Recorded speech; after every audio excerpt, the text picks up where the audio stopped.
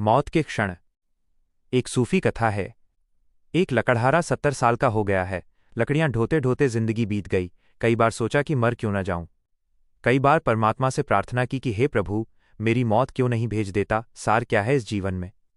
रोज लकड़ी काटना, रोज लकड़ी बेचना, थक गया हूं। किसी तरह रोजी रोटी जुटा पाता हूं, फिर भी पूरा पेट नहीं भरता। एक जून मिल जाए तो बहुत। कभी कभी दोनों जून भी उपवास हो जाता है।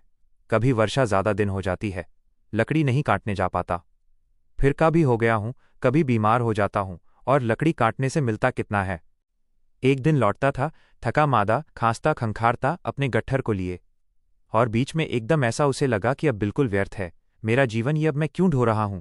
उसने गट्ठर नीचे पटक दिया, आकाश की तरफ हाथ जोड़कर कहा कि मृत्यु, तू सबको आती है और मुझे नहीं आती। हे यमदूत, तुम मुझे क्या भूल ही गए हो, उठा लो अब। संयोग की बात, ऐसा अक्सर तो होता नहीं। उस दिन हो गया।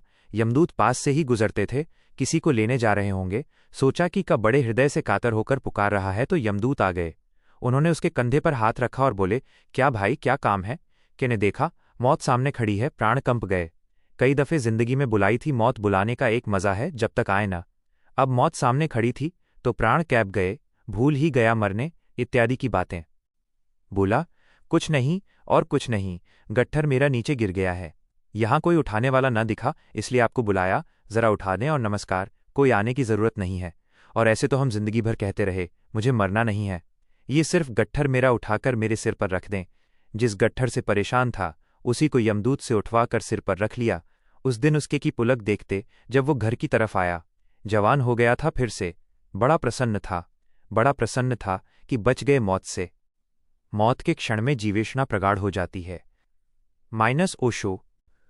यह कहानी हमें सिखाती है कि हम अक्सर